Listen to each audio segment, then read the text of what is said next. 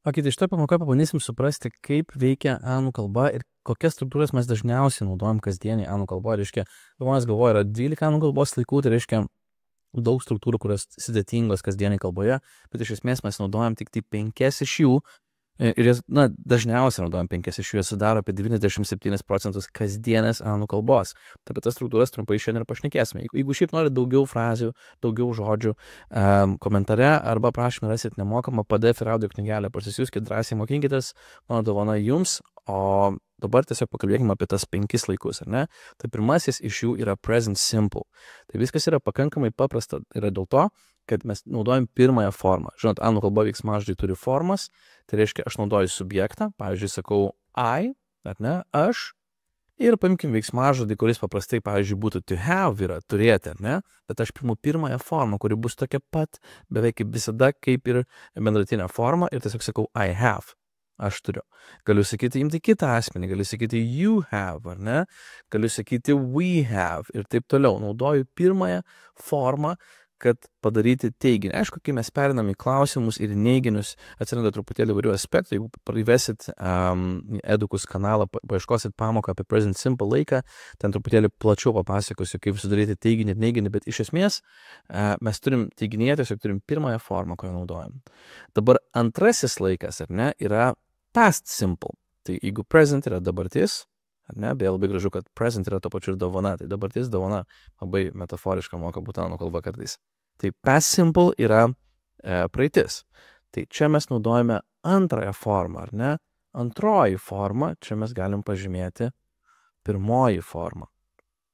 Tai čia, jeigu aš turiu have, ar ne, to have, tai jo pirmoji forma buvo tokia pati have, bet jo antroji forma yra had. Tai aš sakau I had. Aš sakau you had ir aš sakau we had. Na, jeigu tos pačius asmenys imsim.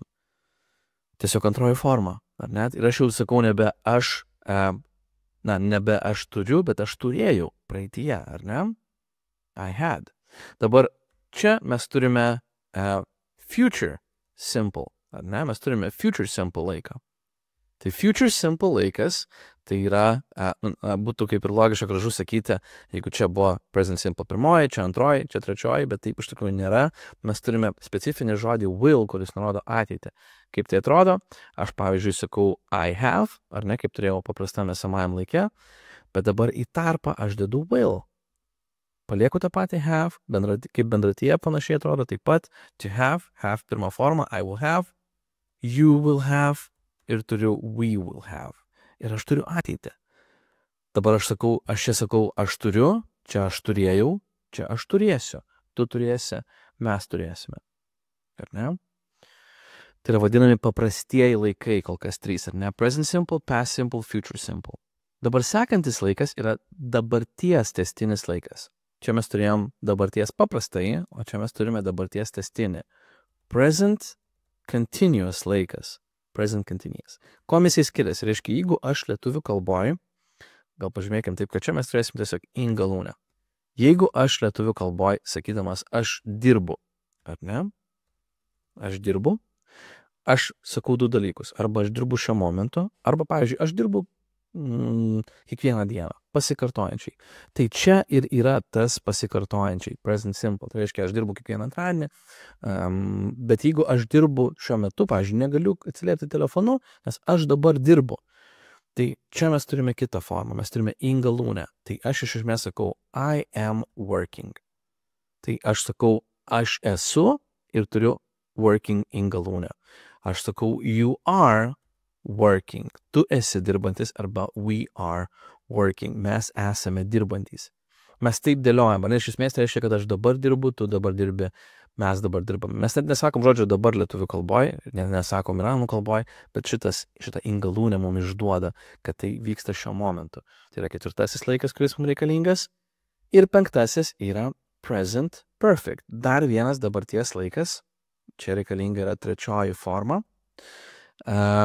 Tai čia viskas yra irgi pakankamai paprasta, bet naudojame šitaip. Aš sakau I have, ar ne, ir sakau veiksmažodį su 3 forma. Tai, pavyzdžiui, galiu paimti veiksmažodį to work, kurio 3 forma, jis taisyklingas, tai jo ir 2, 3 forma yra sudi galūnė, aš sakau I have worked, ar ne? Štai gal pakeisiu spalvą, kad mums būtų truputėlį aiškiau matyti. Padarysime kažką galbūt tamsesnę truputėlį, ar ne? Kad būtų aiškiau tiesiog matyti. Yeah, I have worked, ar ne? I have worked. Tada sakau you have worked ir aš sakau we have worked. Dabar struktūriškai ką aš sakau, ar ne? Tai aš sakau, kad aš esu dirbęs, tu esi dirbęs ir mes esame dirbę. Bet naudoju veiksmažodį. Matot, lietuvių kalboje sakau aš esu dirbęs, anglų kalboje aš sakau aš turiu dirbęs. Tu turi dirbęs, mes turime dirbę. Tiesiog naudojam kitą veiksmažodį kaip pagalbinį, bet realiai tai išreiškiam. Tai nurodo, kad veiksmas ne tai, kad įvyko praeitie, pavyzdžiui, aš turėjau, bet, pavyzdžiui, aš sakyčiau, aš esu turėjęs, ar ne? Tai yra truputėlį kitokia informacija. Ir jeigu lietuvių kalboje mes nesudarom to skirtumo, pavyzdžiui, galiu sakyti, aš mačiau tą filmą arba aš esu matęs tą filmą, anglų kalboje tai yra svarbu. Aš turiu sakyti, aš esu matęs tą filmą. O mačiau, galiu sakyti, pavyzdžiui, vakar, užvakar, prieš 2 dienas, kai turiu tikslų laiką praeityje. Tai štai yra mūsų 5 formos, 5 struktūros, 5 pagrindiniai laikai, kurias reikia išmokti naudoti anglų kalboje. Tai tikrai yra įmanoma. Dažniausiai apskritai mes naudosim šituos 3 laikus, ar ne? Jeigu jau taip vėl mažinti vis procentus, ar ne? Šitas laikas vienas pats sudaro apie 60, gal 50% visos anglų kalbos. Tai jį vieną patį perkandus, ar ne? Mes didžiulį gabalą nusikandam ir perpratam kalbos, kaip naudoti, ar ne? Tai kaip sakau, jeigu norit daugiau žodžių, daugiau frazių, kurios yra kasdienas, turiu nemokamą audio ir PDF knygelę, rasit aprašyme, pasispauskit, pasisiųskit, naudokit sėkmingai. O jeigu norit dabar dar prie šitų struktūrų dar prisidėti ir žodžių papildomų išmokti, tai yra dažniausius 30 žodžių, ar ne? Kad irgi dažniausios frazės, dažniausi žodžiai, tai dabar netrukus pamatysit papildomą langelį, kuris iššoks, paspauskit ant jo ir galit peržiūrėti lygiai tą pačią pamoką. Tai ačiū, kad žiūrėjote ir susimatom kitoje pamokoje. Iki.